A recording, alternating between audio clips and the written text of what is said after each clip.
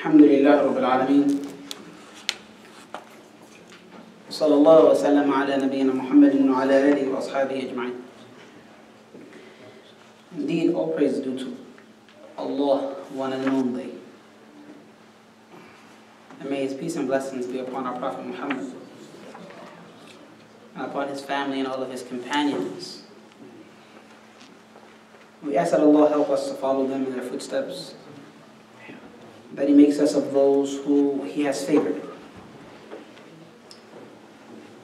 Indeed, He favored the prophets, those who are solely invested in the truth, those who died in His cause, and He favored the righteous. So we ask that Allah make us amongst them. Today we're going to give an overview. This evening we have an overview about what's to happen after you leave here. It's only intelligent that a person, before they embark on a journey, that they take some provisions with them. It's intelligent. Before you came here, you probably had something to eat. You put on proper clothing, a jacket. You let your wife know that you're taking the kid, or your husband know that you're bringing the kids, that you're going to be here. You make preparation to get here. Just as you do every morning for Fajr. You get up and you prepare to pray. You brush your teeth, you wash your face, make wudu, you get dressed with proper clothing, and then you come to the masjid, or if you can't, you pray at home and you go to work. But before going to work, you also prepare. You get breakfast. You make sure the assignment was done from yesterday, perhaps. And then you get on your way. Make sure you have gas in your tank so that you can actually make the trip. You probably sit in traffic. Or maybe not in Kansas City, alhamdulillah. It's a ni'mah, it's a blessing. In addition to that, your children, they had to get last night's homework completed. Right, Muslim kid? Right, Muslim kids? We had to get last night's homework completed before going to school, correct? Right?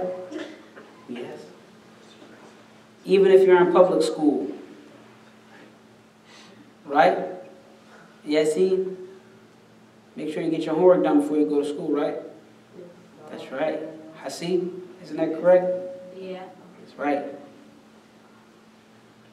So you made a preparation for school. You got dressed, put your uniform on if you have a uniform. If you don't, you just put your regular clothes on, you put your stuff in your book bag, and you went. We find ourselves preparing for everything. But what have we prepared for the Day of Judgment? Stop. What have we prepared for our final breath? Yes, sir. We prepared by praying salah and worshipping Allah and making dua. Good job. So my question actually was a rhetorical question. That means it didn't necessarily require an answer, but your answer is very much appreciated, right? We do have to pray.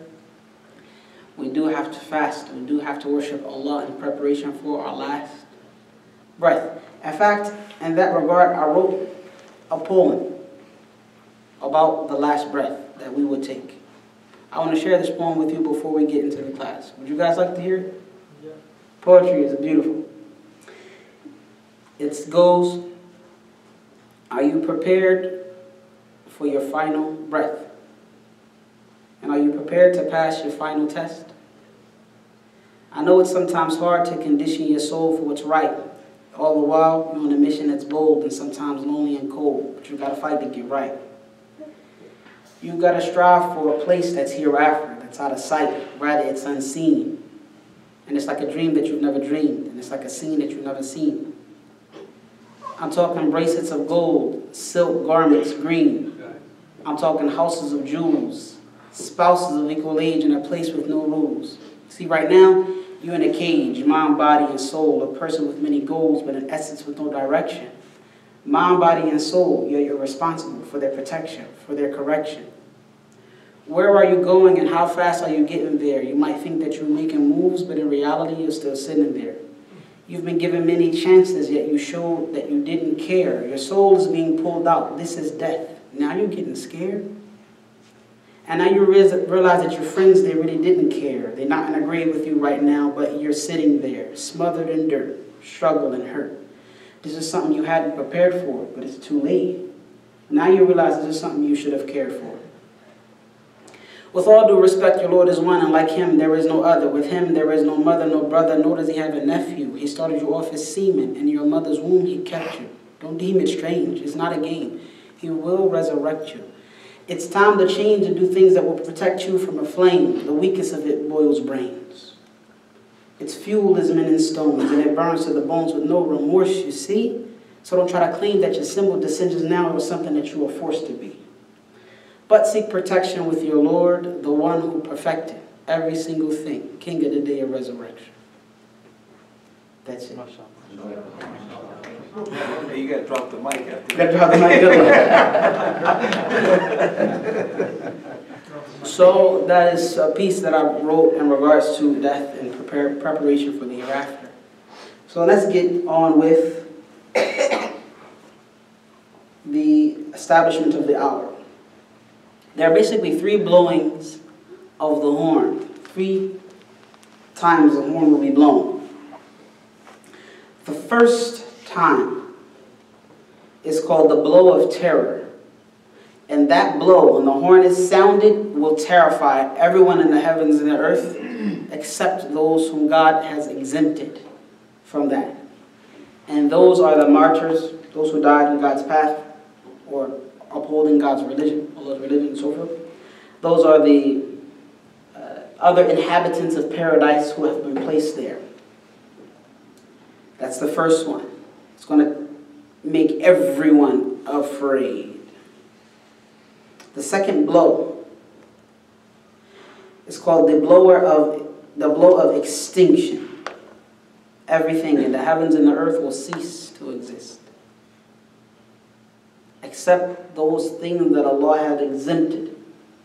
And those, as we said, are the people who are already placed in paradise and whoever else Allah had exempted from that. The third blow will be the blow of resurrection, after which everyone is standing on the surface of the earth and waiting for Allah to present himself so that he can judge between them.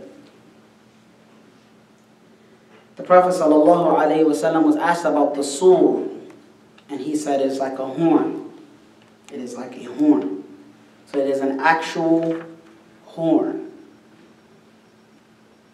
And in the time of the Prophet, they would make horns out of, they would make the horn out of a horn, like a ram's horn and so forth. They would make this loud, amplifying instrument.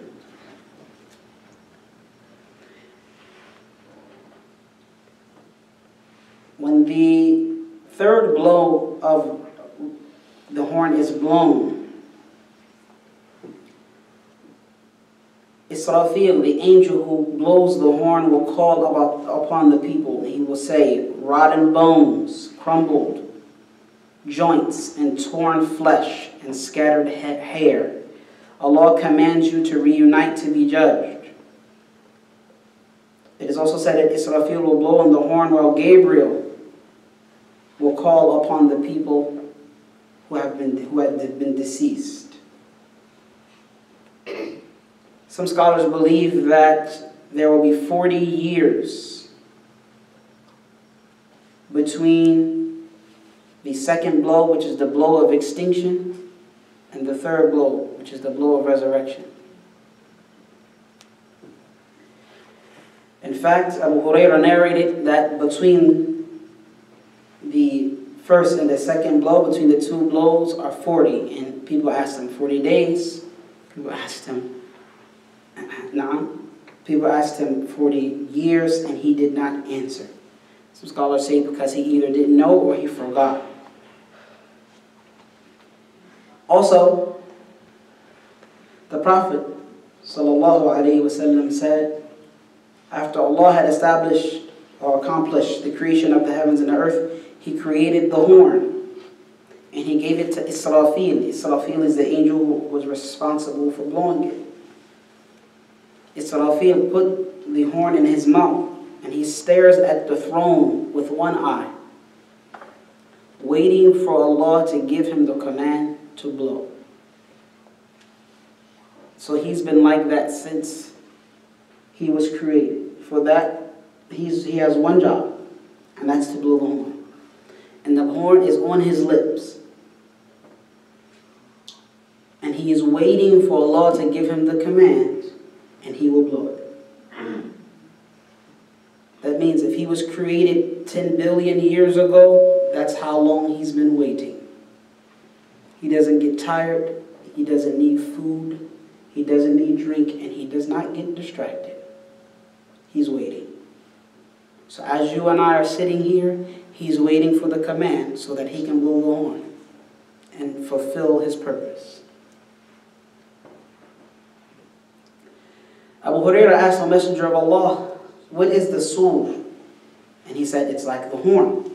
Abu Hurairah said, what is its size? Prophet Muhammad said, it is so great that one of the rings or circles around it is as wide as the heavens and the earth itself. It will be blown 3 times. The first blow will be a blow of terror. The second blow will be the blow of extinction. And the third blow will be the blow of resurrection. Allah will command Israfil to blow for the first time. And he will command him by saying, sound the blow of terror.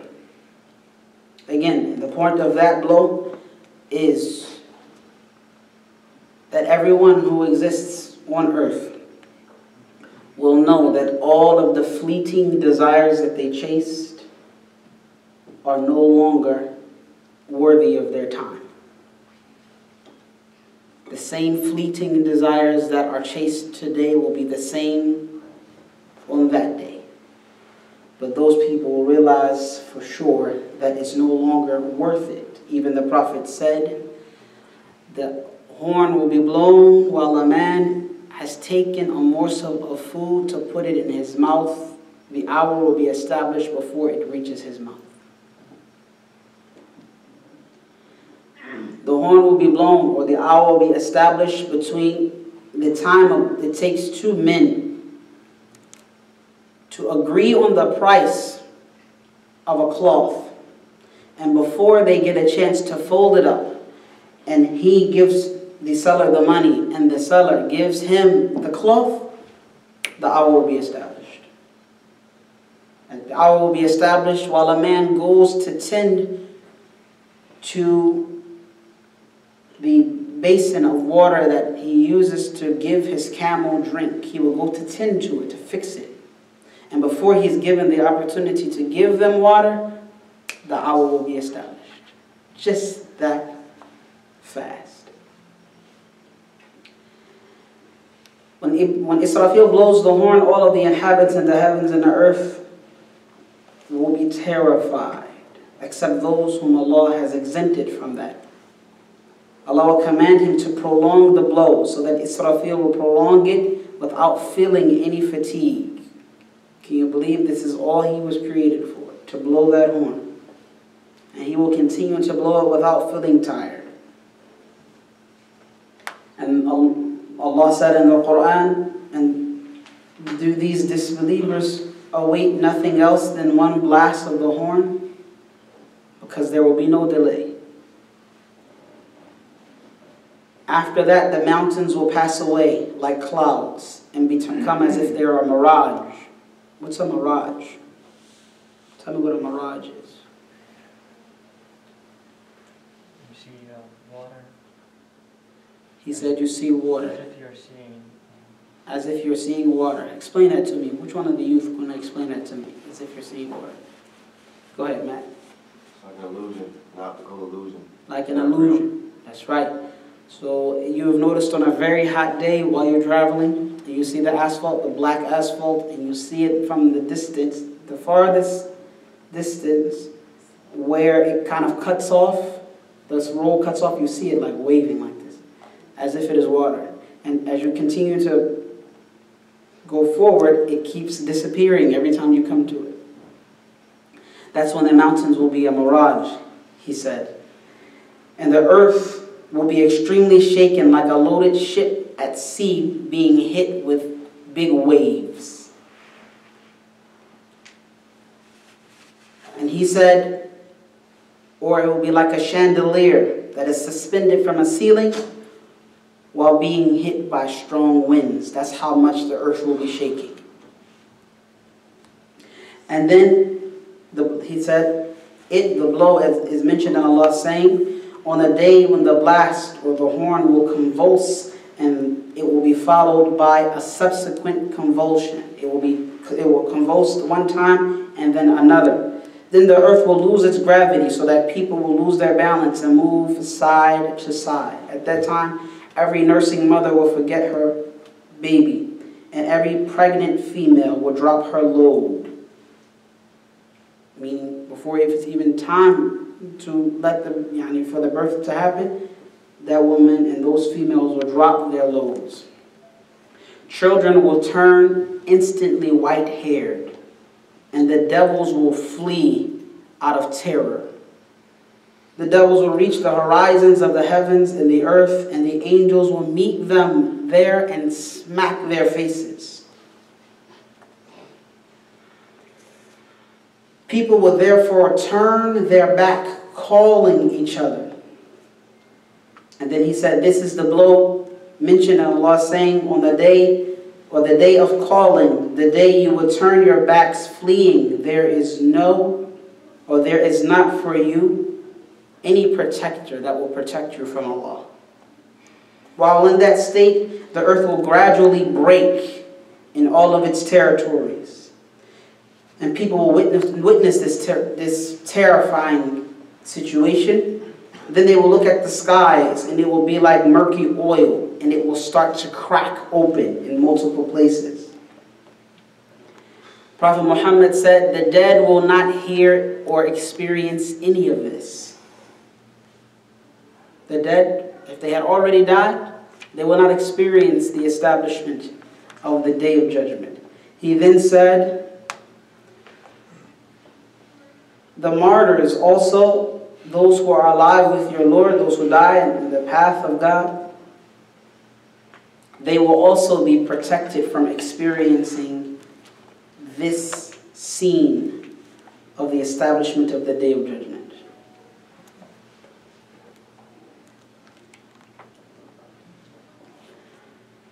Prophet Muhammad let us know, sallallahu alayhi wasallam, that all of us are going to die. He let us know in his teachings, and he delivered to us the ayat of the Quran that affirm this fact. I'm going to paraphrase this long hadith about what happens to us when we die. The Prophet ﷺ said, I seek refuge with Allah from the punishment of the grave. And he asked Allah to protect him from the punishment of the grave 3 times. And he said, when the believer is about to transition from the worldly life to the afterlife, angels come down from heaven for as far as his eyes can see with a shroud. What's a shroud? What's a shroud? Piece of cloth. A piece of cloth. So if you've come here to our facility, you've seen that when we pray over our dead, we wrap them in this white cloth. That's a shroud. So the angels from heaven will come from heaven with a shroud and musk and fragranced shroud. And this person, the believer who is about to die, he's not died, she's not died yet, but about to die, that moment before the soul is taken out of their bodies, they will see these angels with really bright faces. And they will sit for as far as his eyes and her eyes can see. And they will say, O good soul, depart, meaning leave this body, to Allah's forgiveness and Allah's satisfaction. Meaning if you and I are good individuals, this is how the angels will address you. Depart, leave this, good soul, leave this body. Where are you leaving to? To Allah's satisfaction. To Allah's mercy. Honestly, as Allah said, Subhanahu, وَرَحْمَةُ Na'am, Allah said, the point is, خَيْرٌ مِمَّا يَجْمَعُونَ, which is basically what is with Allah and Allah's forgiveness and so forth is much better than what they amass. When he said what they amass, he's talking about those who insist upon rejecting his signs and his prophets, and they go about amassing wealth after wealth and status after status. God said that his forgiveness, لَمَغْفِرَةٌ مِّنَ اللَّهِ وَرَحْمَةٌ خَيْرٌ مِّمَّا يَجْمَعُونَ. Allah said, surely Allah's forgiveness and his mercy is better than what they hoard and what they gather for themselves. So a person, the believer, when he leaves and when she leaves this world, she's leaving this world to Allah's mercy and to his forgiveness. So it's something to look forward to, isn't it? Especially if what Allah has for us as believers is much better than what the people here amass and fight over and kill each other over. So Prophet Muhammad said that the soul will flow out of this body like a drop flows out the tip of a jug. Easily. He then said that the angel of death will take the soul. Once the angel of death grasps the soul, the angels do not leave it in his hand for more than an instant. They will take it immediately, they will wrap it, and the most pleasant smell will come from this individual. Afterwards, the angels will go to the heavens with the soul along with them. And every time they pass by a group of angels, those angels will say, who was that with this really beautiful smell? Really beautiful scent. And the angels who are carrying this individual will say, this person is so-and-so, son of so-and-so. And he will call him, meaning those angels will name him and her by the best names that they had in this world. So the famous person, the celebrity, is the one who was celebrated by Allah. The celebrity, the famous one, is the one who was celebrated by the angels at this moment. Want to be famous? Be famous in the hereafter. So then, the door of heaven will be open, and the best of the residents of every heaven will then accompany this believer to each level of heavens, one after one after one, until it is brought to the highest heaven. And Allah will say, list my servant in the record of Illiyun, of this high registry. There's a registry for the believers. And I hope you and I will fit this registry. He said, because I've created them from it, meaning the world, and I will return them to it, meaning the world, and I will bring them out again from the world. Then the soul will be rejoined again with its body. Then two angels will come, and two angels will interrogate this individual. Prophet Muhammad said that this interrogation that the believer experiences is like the trial of the Dajjal, or worse than the trial of the Dajjal. That means the trial of the Dajjal is not a simple matter. If even being interrogated by those two angels is as bad as the Dajjal's or the Antichrist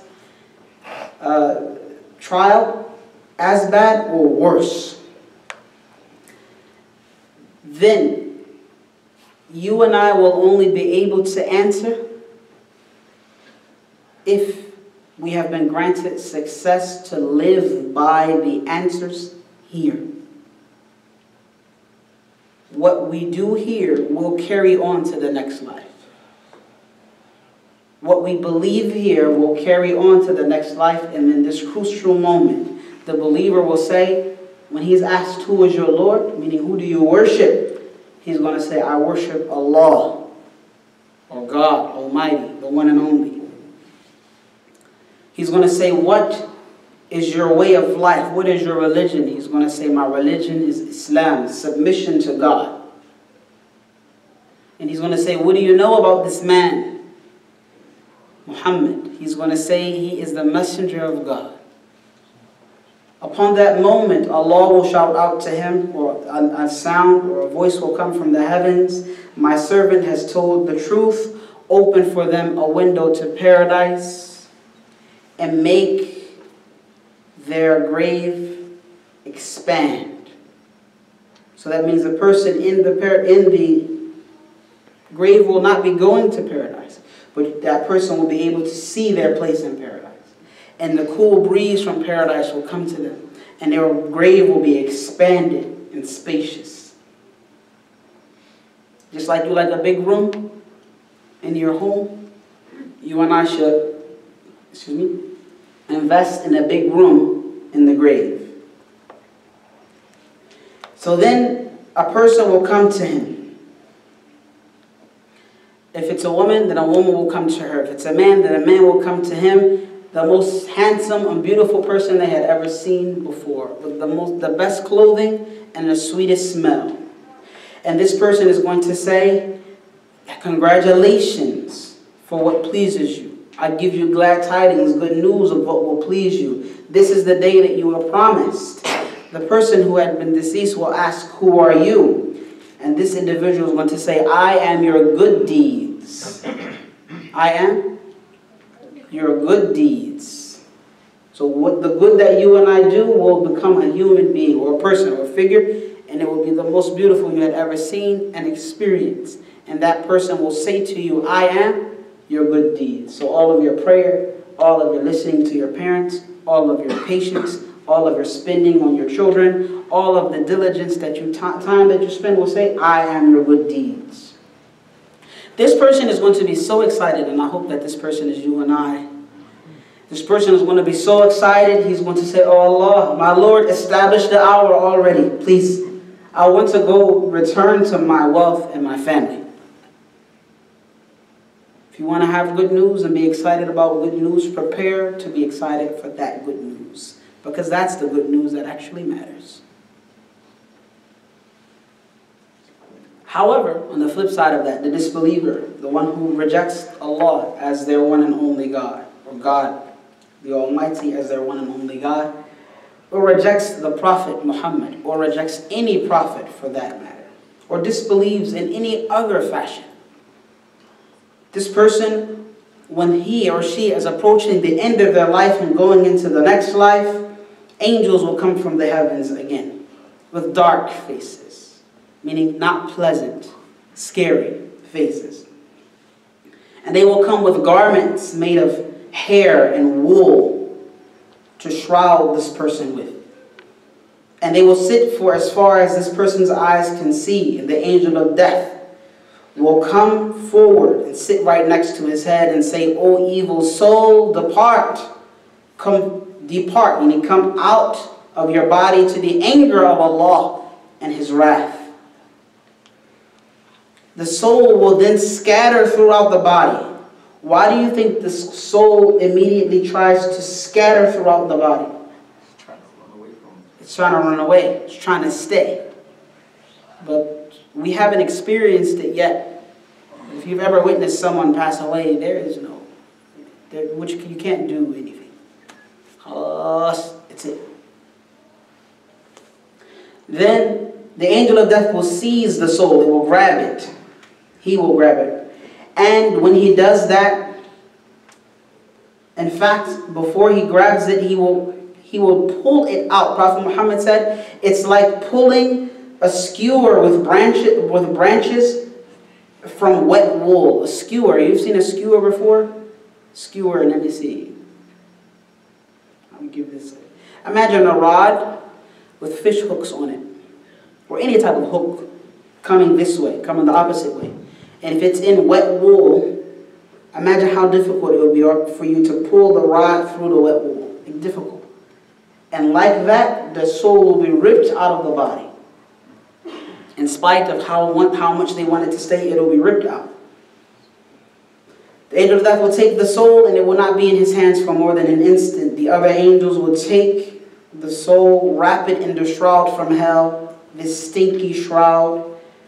And when they go with him to ascend with him and her to the heavens, any angels that they pass by will say, who is that? With that stinky smell. And then the angels who are carrying this individual will say, so-and-so, son of so-and-so, the daughter of so-and-so. And they will call upon this person, or refer to this person with the worst names that they were called in this world. Person may have been famous, but rejected their maker, their creator, their Lord. And at that moment, they are extremely infamous. And all of that fame did not benefit them in the least. We hope that that's not us. So then, when this person is brought to the heavens, what do you think is going to happen when this person is brought to the heavens? Tell me. Send them back. He will be sent back. She will be sent back. They will not be allowed in. And their body will be the soul will be thrown into the body. Yani disgracefully. And the Prophet ﷺ said that the gates of heaven will not be opened for them, nor will they enter paradise until the camel goes through the eye of a needle. The gates of heaven will not be opened for them, and they will not be entered into paradise until the camel goes through the eye of what? A needle. That means what? Impossible. Impossible. So then, God will say, Allah will say, record my servant in Sijjeen, which is a registry of the lowest depths. Then she will be thrown into the heavens, into the grave, and rejoined with their bodies. Then the angels will come and interrogate this individual and ask them, who is your Lord? What is your religion? And what do you know about this man? They will say, huh? I don't know. I don't know. I heard people saying what they said, and I said what they said. That's it. That's what the response of anyone who rejects the reality that God is the only deity that actually exists, that Allah is the only deity that deserves worship, and that Muhammad is his messenger. He will say, I don't know. I heard people saying what they said, and I said what they said only. So then a voice will cry out to them from the heavens, or call out to them and say, this servant is a liar. Upon that, the fire will be opened for this individual. A door will be opened, or a window leading them to the fire. They will suffer from the heat of it and its wind. And the grave will be constricted and tightened upon this individual until his bones and her bones crush and their rib cages intertwine. This person will then be addressed and approached by a person, the ugliest person they had ever seen, with the filthiest clothes and the worst smell. And this person will say, who are you? And this person will respond, I am your evil deeds. I give you glad tidings, or I give you not glad tidings, but tidings with what will displease you and make you upset. This is the day that you were promised. And then this person will say, my Lord, please don't establish the day of judgment. Why do you think this person does not want the day of judgment to happen? Yes, sir. He's going to go to Jahannam. Right. That's right. This person will go to the hellfire. What you think is worse? The hellfire or the grave? Hellfire? Definitely. Because this person only gets a window and breathes from hell, but they don't get the punishment of hell itself until they enter it. May God save us all from it.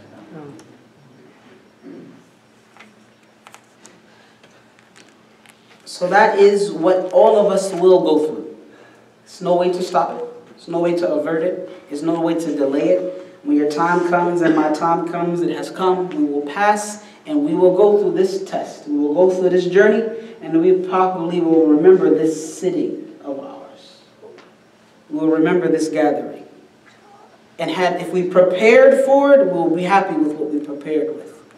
And if we did not, we will be regretful. May God save us all. Yes, sir. I have a question. So, what if like someone, he knows like everything. He knows who Allah is. He knows the Muhammad, and he knows what's gonna happen. And like in the dunya, he's like acting like he's doing a lot of bad deeds. But when it comes to the angel, he knows all the stuff. So he says, "My religion is Islam. Allah is my Lord. So Muhammad sallallahu alaihi wasallam is a messenger." What's gonna happen to him? It's a really good question. Great question. Isn't it? Aren't you all proud? Where are your parents, son, so I can kiss their heads? So, this young man, he said, basically a person knows all of this stuff, but they don't practice. So then they wait until this happens and they answer the questions. The reality is, if they did not live, if you and I do not live by this, we won't be able to answer it. It's not about what you know. It's about how you behave. We have to really believe in it. If we have a doubt, go ahead and remove the doubt. Remove the doubt today and let me help you remove it today before it's too late for you and me tomorrow. That person, no matter how much they know, they won't be able to answer correctly. Only if they lived by it. Practicing Muslims. Right? Well, then let me add something to that. And let's not say, well, I'm going to now, since I'm a practicing Muslim, I'm going to look down on the other Muslims. Don't do that. If you're a practicing Muslim, Allah has aided you to obey your parents and listen to your parents the first time they asked you to do something. And Allah has aided you to be kind with dutiful conduct. And Allah has aided you to pray dutifully, right? To be an upright individual. If Allah has aided you to do that, do not look down on the people who have not been guided yet. Don't. Even if they be a non-Muslim. Even if they wage war against Islam. Don't look down on them. Don't think yourself better than them because they could be in your place tomorrow. And you'll be where they were yesterday. Excuse me. That's how it is. Sheikh Ayub? Yes, sir. That's why we always, if you allow me to add, that's why we always seek Allah's strength to keep us on the path. That's right. وَيُثَبِّتُ اللَّهُ الَّذِينَ آمَنُوا بِالْقَوْلِ الثَّابِتِ فِي الْحَيَاةِ الدُّنْيَا وَفِي الْآخِرَةِ. That's right. So we always seek to stay on the path. That's right. And that means Allah subhanahu wa ta'ala will make us answer when we die. That's and right. answer Him in front of Him, inshallah. Our brother beautifully added and reminded us that that's why we ask Allah to continue to keep us on the straight path. Even the Prophet used to ask every day, Ya muqallib al-qulubi thabbit qalbi ala dinik. Oh, flipper of hearts, keep my heart firm upon your way. The Prophet used to ask. And he's the one who Allah already promised to forgive all of his sins. But he still asked Allah to keep him on this religion. So what about us? We have to ask Allah to keep us firm and to keep us prepared. What are some of the things that will cause the torment of the grave? There could be generally disobedience of Allah and His Messenger. To not follow through, to not be an upright, stand-up individual. The Prophet ﷺ also gave us specific types of punishment of the grave. And he mentioned that the person who goes around and spreads gossip to separate people, slanders and lies, they will be punished in the grave for that. The one who did not properly save themselves from their urine when they use the restroom. And I know you've seen it as I've seen. You go to the restroom and you see splashes of urine on the seat. Young people, please sit down and use the bathroom. Allah, please sit down. Even worse than that, it's on the floor. Do you think you saved yourself from your urine? No, it's all over your clothes. Just sit down and use the restroom. Because a person will be punished in a grave just because they did not protect themselves from their urine. They were careless, just putting it anywhere and everywhere. and soil in their clothes. He also mentioned that a person will be in the grave for not purifying himself with wudu, as well as a person who walked by or passed by somebody who was being wronged and they did not help them. That person will be punished in the grave. He mentioned specifically. He also said that the person who recites the Quran at night but does not act upon it in the daytime will also be punished in the grave. May Allah save us. He also mentioned the adulterers and adulteresses, those who commit fornication and adultery, those who have premarital intercourse. If you want to, which you will, inshallah, have the desire to be with the opposite gender, the only way out is through marriage. That's the only solution. Premarital intercourse, a person will be punished in the grave for that. Those who deal with interest and usury, as well as those who show sluggishness in performing of the Fajr prayer, will be punished in the grave for such offenses. We ask that Allah save us. In addition to that, those who refuse to pay zakat, and those who go around stirring up discord and hatred amongst people, as well as arrogant people, hypocrites, slanderers, and backbiters, all of them will have certain punishments in the grave. My question, why are you being punished in the grave? Why is a person punished in the grave? Why do you think? Yes, sir. So they won't be punished afterwards after the Day of Judgment. So you mean that even the punishment in the grave, if you're a believer, the punishment in the grave is still a mercy? Indeed.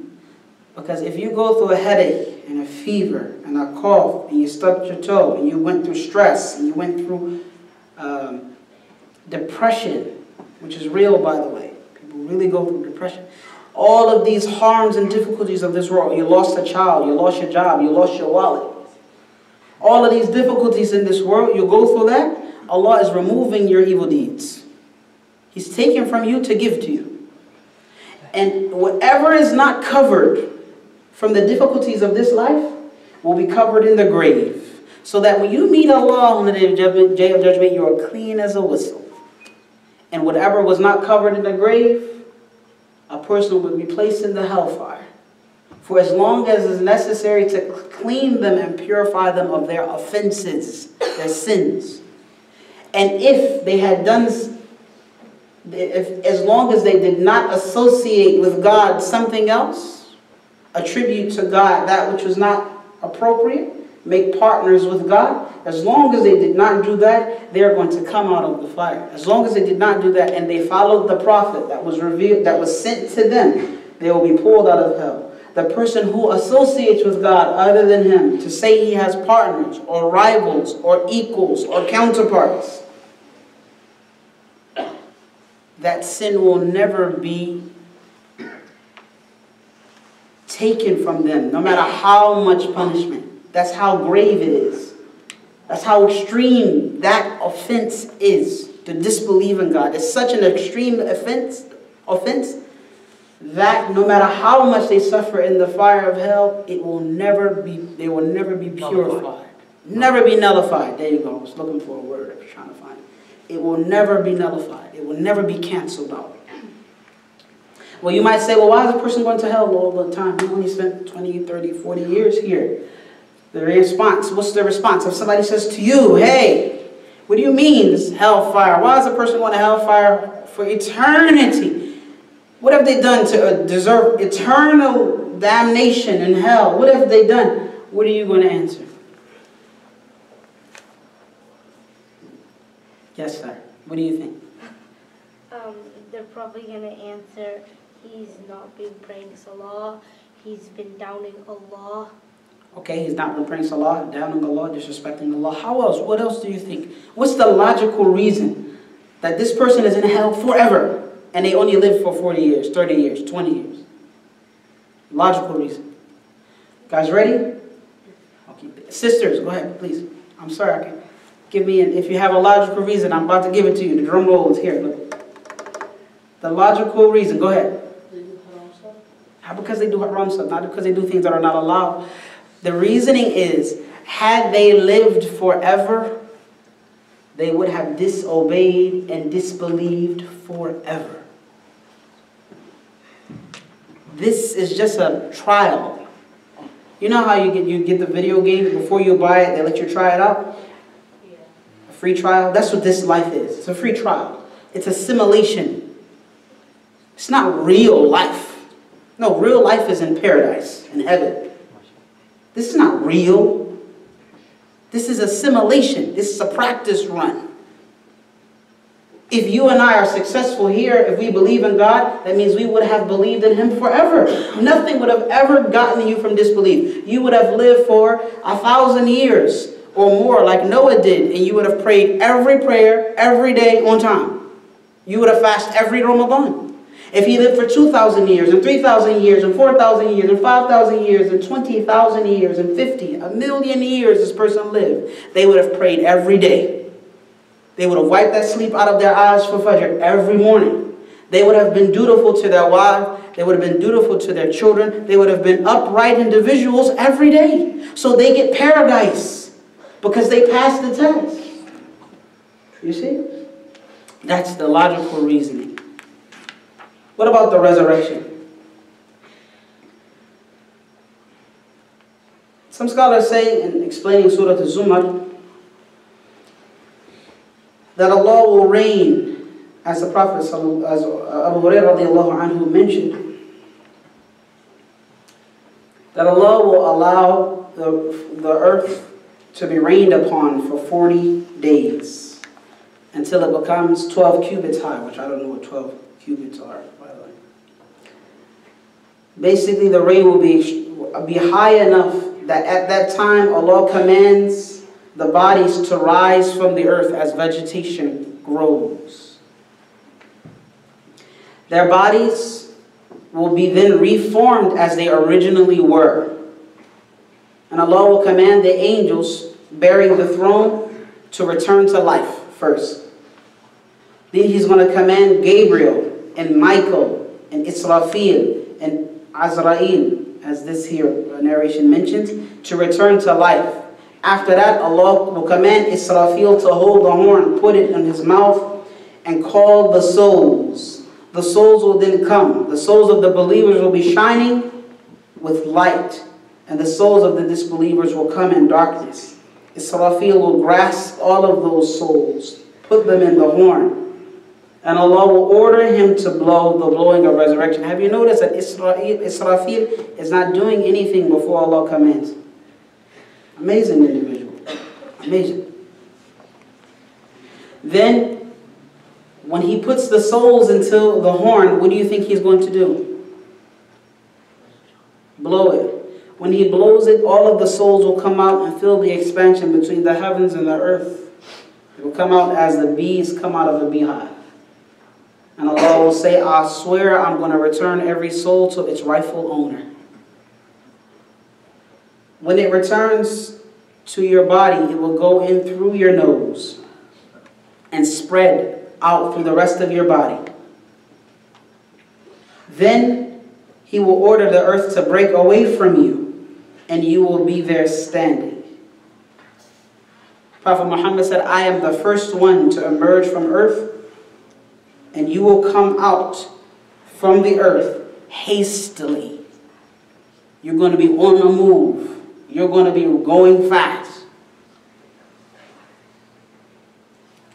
So this is how people will come out. So it's not like the Thriller. You remember Thriller? The Michael Jackson video of coming out of the ground like that? It won't be like that. Zombies. It's not going to be like that. No. People will grow out of the heavens, out of the ground. And their bodies will be there, complete, before the souls are put in. Once the souls are returned, then they will be alive. Then you and I will be alive.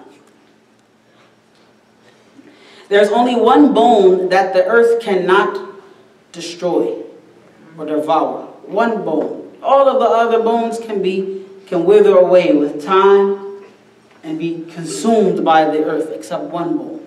What is that bone? The tailbone. The tailbone, the coccyx bone.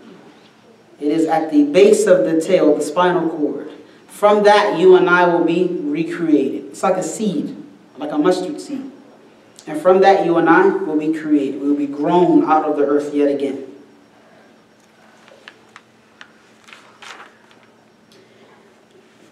Then,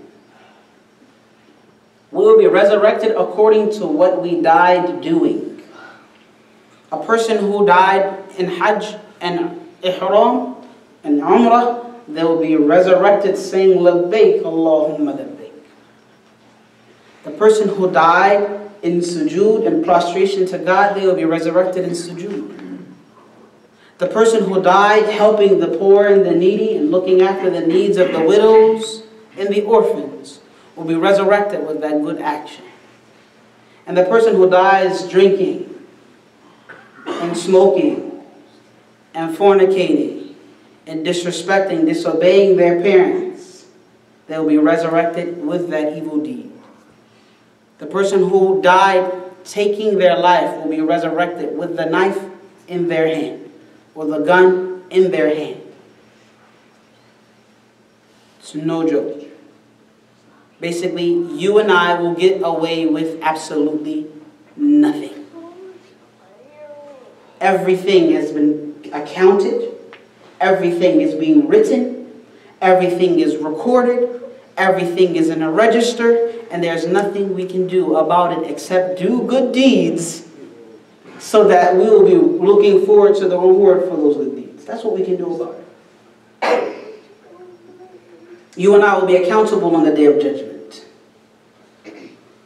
In fact, before Allah even presents Himself, Prophet Muhammad said that the believers will go to Adam, then to Noah, then to Abraham, then to Moses, then to Jesus.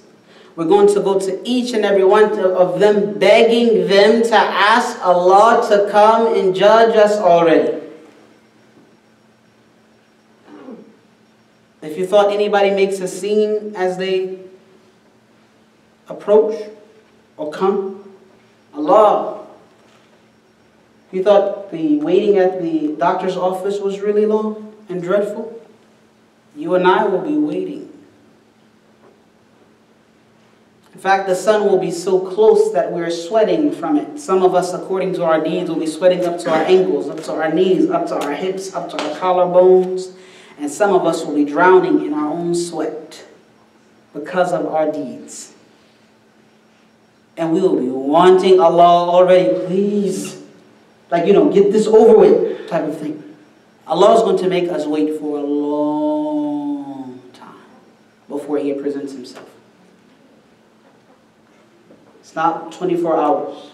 A day of judgment is not 24 hours. It's a long day that is as long as 50,000 years. And who knows how long each of those years are. It could be just called 50,000 years.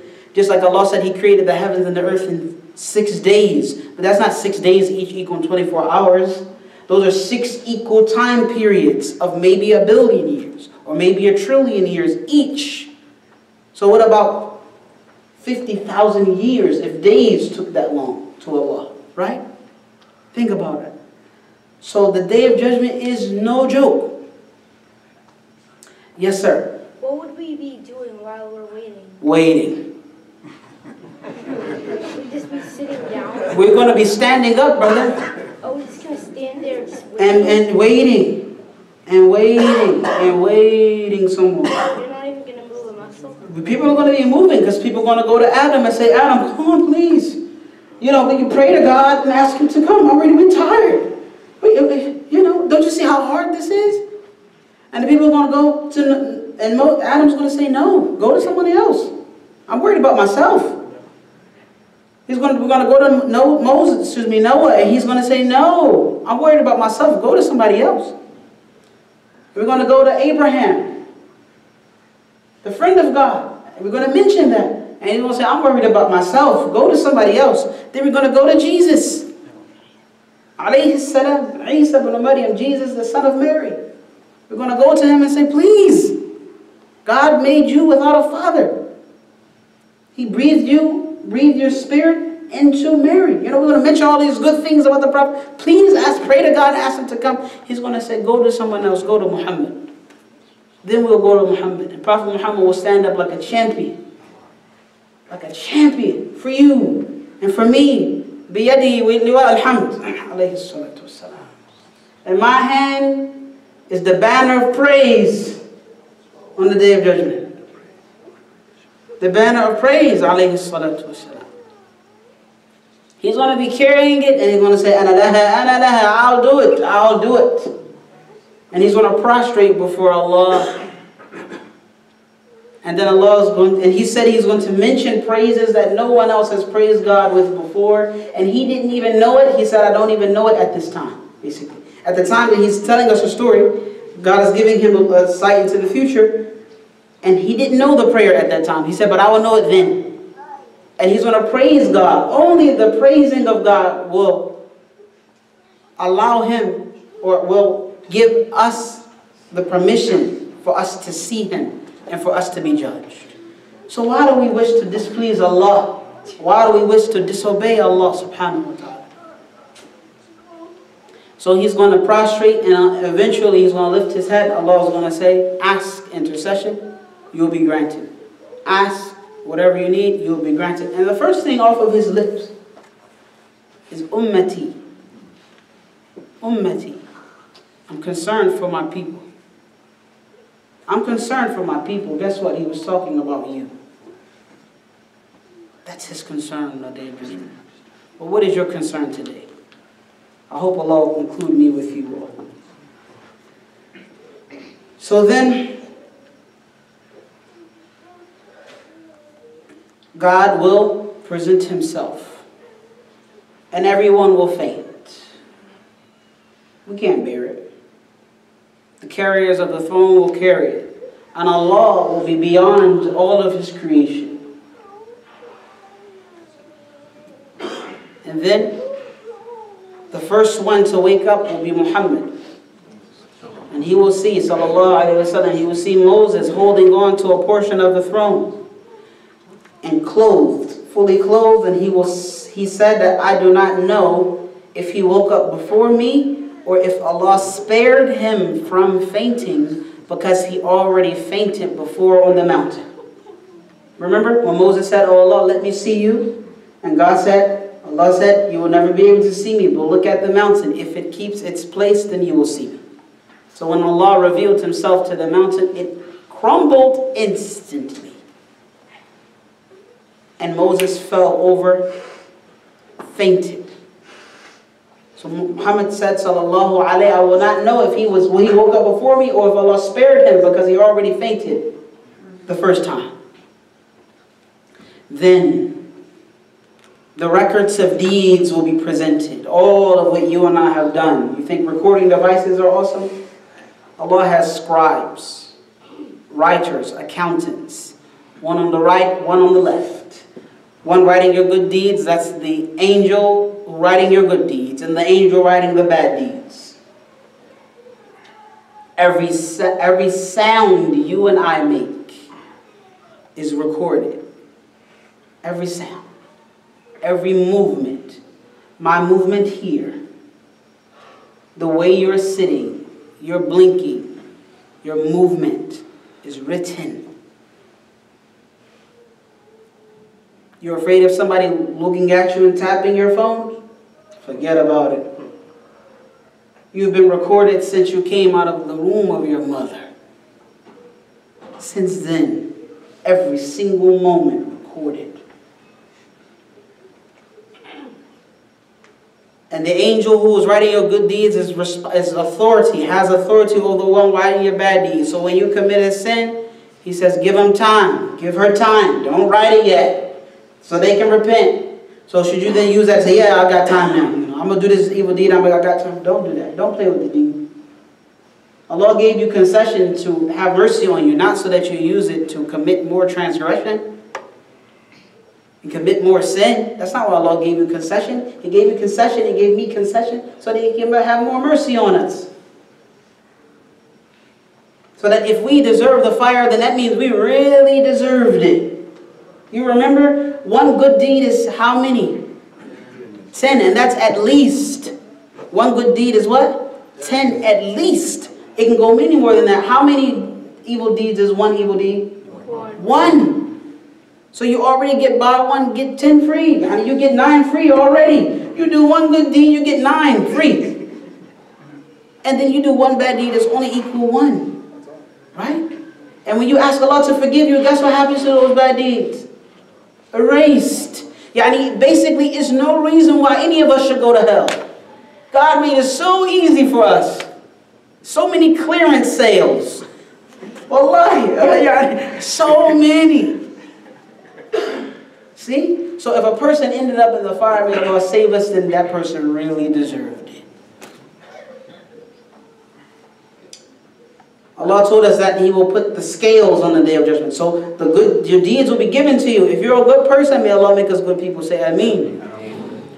Your deeds will be given to you in your right hand.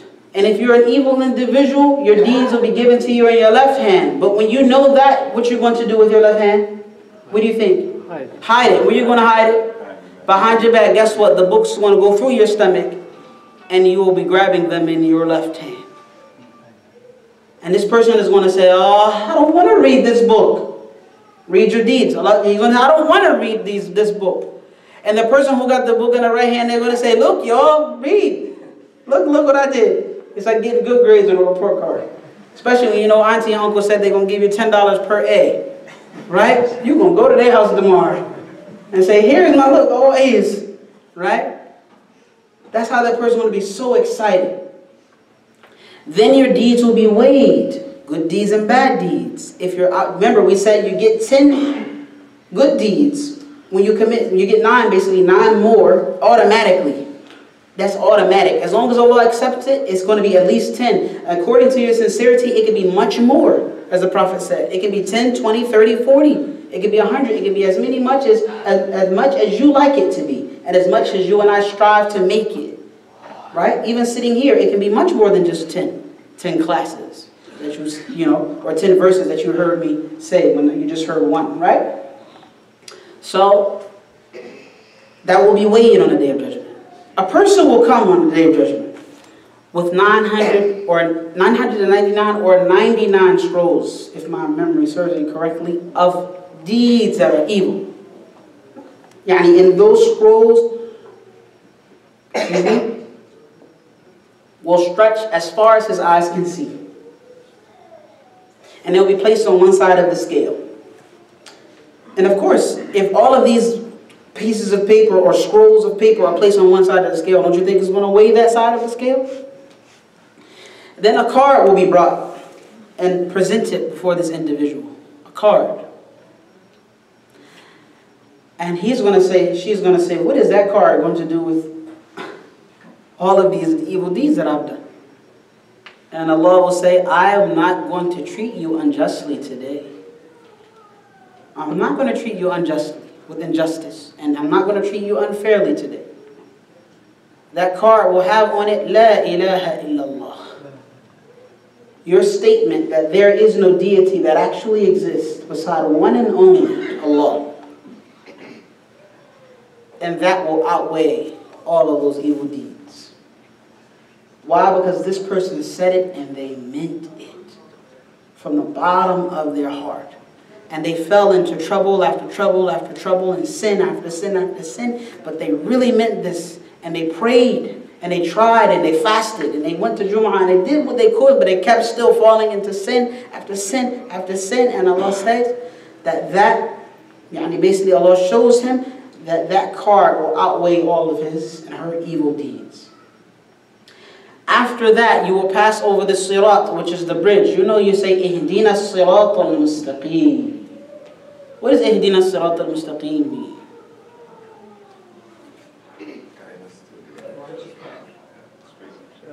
So when I said righteous path, okay. Ihdina sirat al-mustaqim is guide us to the straight path. It's more accurate than righteous path. Guide us to the straight path. That's a path that is figurative in this world. It means to practice the teachings of the Prophet ﷺ through the Quran and the Sunnah. That's straight path. If you and I walk on the straight path today, we will zoom on that path tomorrow. But we can't have our cake and eat it too. We cannot think that we're going to do in this world what we want and come out on a day of judgment having profited from our investment. Absolutely not. You can't do what you want and think that you're going to profit. No, I can't do what I want and think that I'm going to profit from that. I have to do what I'm told to do. We do as we are commanded to do. That's why we are Muslims. We have submitted to God. That all it takes from God is to say. And we do it. That's our relationship. He commands, we respond. And we respond with sami'na wa ata'na. We respond with we hear and we obey. So then, the people will pass over this bridge that is over hellfire. Now that's a really scary bridge. Right? Prophet Muhammad mentioned that it is thinner than a hair, sharper than a blade. And a person will only be able to see as much as their faith was. That's why he said, "Al-dhulmu dhulumatun yawm al-qiyamah." Oppression is darkness on the day of judgment. When you oppress someone, that's darkness for you. You need light to see across that bridge. You and I, as the Prophet said, some people will go over the bridge like lightning. He also said others like a strong wind.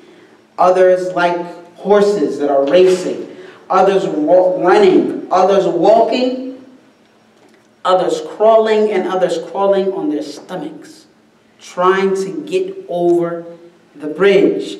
Remember, the Sirat al-Mustaqim is Allah's book and the practice of Muhammad sallallahu alayhi wasallam. The better we are with those two things, the easier it will be for us to get over that bridge. Period. What you do here will be given to you there. And it has pincers that will be picking people up and throwing them in hell. Slapping people, cutting people, gashing people, bruising people until a person goes all the way over it, having been cut and slashed and diced and harmed. And then he turns back at the hellfire and he says, "I praise God who has saved me from you." This is going to happen.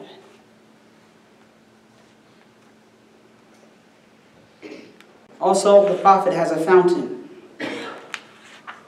on a day of judgment. What is that fountain called? Kawthar.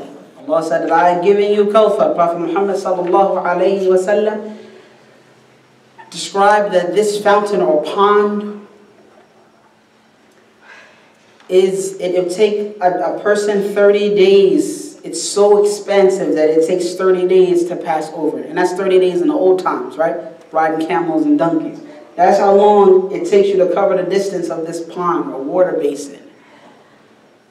And also, he said its cups are like the stars. Scholars say that they're like the stars in numbers. That's how many cups that there are, and that's how beautiful they are. And he said that he will be welcoming people. This is before you enter paradise. You're going to drink from this river or this water basin. He'll be welcoming people. He'll be welcoming people, and he'll see other people being turned away from it. And he's going to say, "Ummati, these are my people of my nation." And then the angels are going to say to him, sallallahu alayhi wa sallam, "You do not know what they innovated after you, what they falsified after you. They changed and they distorted." Meaning they changed and they distorted the teachings of Muhammad sallallahu alayhi wa sallam. So it's important for us to educate ourselves with this deen of Islam and try our best. I mean, even you might be progressive. In fact, you are going to be progressive in your understanding of Islam. You're going to get better and better and better. But he's talking about the people who adulterated and perverted and twisted and distorted the religion to their own desires and innovated in it. I mean, innovation here for our guests means not like positive innovation, like you know, make a light. It means heresy, basically. Heresy. a person then innovates in the religion, they will be taken away from it. And then some scholars say that they will be eventually brought back to it to drink from it. So their being taken away from it is a punishment for them and a humiliation, but they will be brought back to it. Then the people will enter paradise, and the people will enter hell. Of course, people will be entering hell in many different ways. If you want more description, then this book that I showed you last week, the book of the end, there's so many details, all of the details about that. This one I'm reading here is summarized. So then, people will enter paradise and people will enter hellfire. The people who enter paradise and hellfire will have had resided or returned to their places of residence. And then a caller will have a ram between the heavens and hell. And it will be half black, half white. And it is death itself. God will take death and make it into a ram. Then he'll call out this person, or this angel will call out to the people of paradise, and they will look. And he will call out to the people of hell, and they will look, and he will slaughter death. Death will die. And he will say to the people of paradise, everlasting life without death, ever. And he will say to the people of hell, everlasting life without death, ever. And the people of paradise will be increased in their happiness and their joy and their glee. But what do you think the people of the fire will be experiencing? More regret on top of the regret that they already had. We're going to open the floor now for questions. Do you have any questions from our sisters? So our sisters go first, because I always seem to squeeze them in at the last moment. Please let our sisters go first. No questions. Like, brothers, have any questions? Yes, sir. Just to piggyback on the kid's question, those Muslims that are destined for Jannah but will go to Adab first, would they be able to answer the question of the grave correctly or not? Those people who, our brother asked, those people who are destined to be punished in the grave, and punished in hellfire first before they go to paradise, are they going to be able to answer the grave? Answer the questions in the grave? When I look at the fact that even the Prophet said that the hellfire will burn a person, everything except his prostration marks, his places of prostration. That means his forehead, his hand, his 2 knees, and his ankle, his feet. And they mentioned some people will be in the hellfire up to their ankles only, and some to their knees only. This means that these people will be able to answer those questions. These people prayed, they fasted, they did what was necessary, but they did not repent from major evil deeds. The issue is major evil deeds, like killing someone, or stealing, or fornication, or intoxicants, or disrespect to parents, or so forth. Leaving the prayer. They had some prayers and other ones they left, right? So when they didn't repent from major evil deeds, they have to take a pit stop in hellfire first on their way to paradise. And these people, Allahu A'lam, will be able to answer the questions correctly. So we have a lot of work to do, brothers and sisters. Yes, sir. Like I've heard before that like if you're not feeling like, if you want like someone from Jahannam to come to Jannah, that Allah will tell the angels to take him to Jannah, right? Couldn't just people just like say to their closest friend ever, like say for example like he's gonna go to Jahannam and his friend's gonna go to Jannah? Can he just like say to his friend, like, if you go to Jannah, can you ask Allah to get me in? And if I go to Jannah, I'll let Allah give me in. That's a good question. I like that he's planning. Can we just do that? So he's asking, he's looking out for his friends. He said, imagine, you can say, hey, brother, if you get there first, ask Allah to get me out. And if I get there first, I'll ask Allah to get you out. That's good. Look, bro, look, if you get there first, ask Allah to get me out. For real, and I got you. Well, you can ask like in real life. Yeah, you can make that deal. What's wrong with that? But we hope that Allah won't send any of us there. But I hope if you get there first, but don't remember me, man. Don't forget me. Remember me, don't forget me, all right? May Allah preserve you. Love those questions. Any more questions there, brother? Yes, sir. What about the people of Araf? The people of Araf, that's a good question. Surah Araf, I believe Surah number 7. And the people of Araf, they are on their evil deeds and good deeds are equal. Equal. And they will be on a mound or of sorts between hellfire and heaven. They will see people of paradise and they're going to say, Allah, put us with them. And they're going to see the people of hellfire and they'll say, oh, Allah, we don't want to be with them. And Allah will have mercy on them and put them in paradise. So basically, if your good deeds outweigh your evil deeds, you're going to paradise. And if your good deeds and your evil deeds are equal, you're going to paradise. We cannot lose. Allah has made it, and there is no excuse for us not to get to paradise.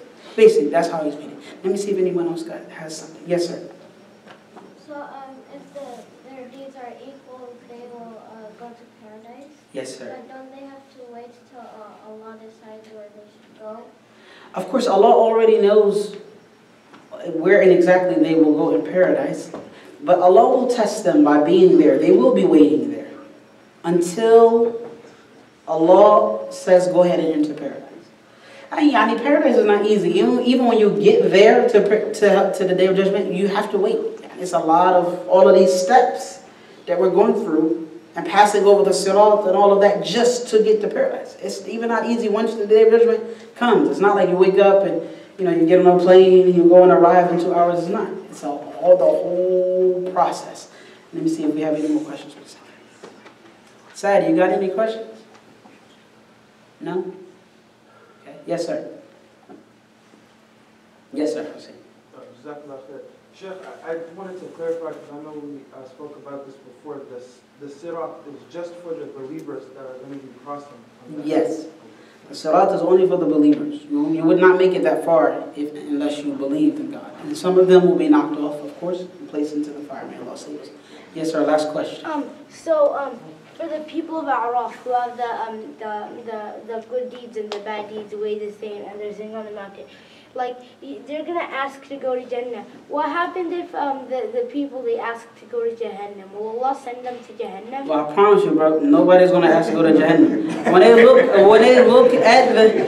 they look at the people in the hellfire, they're gonna say, oh Allah, please. Allah said in Surah Araf that they will say, La taj'alna ma'al qawmi adh-dhalimin. Allah, don't make us with those individuals.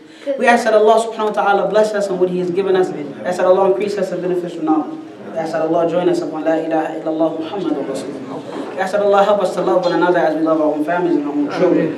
We ask that Allah subhanahu wa ta'ala allow us to continually have sittings like this and study and learn and trade and ask questions and answer. And we ask that Allah subhanahu wa ta'ala help us to die upon the statement that there is no deity that actually exists beside Him and that Muhammad is His messenger. And of course, I request that Allah allow us to read more. Say Ameen. If we read more, learn more, we'll be better and able to serve our society even better with knowledge and understanding. Anything that I have said in this series that is correct, then it is from Allah alone. And He is the one who deserves all credit for anything that I've said that is correct, but anything that I've said that is incorrect, and I apologize for that. That is from me and from Satan. May Allah guide us to what is straight. Wa sallallahu wa sallam ala nabiyyina Muhammad.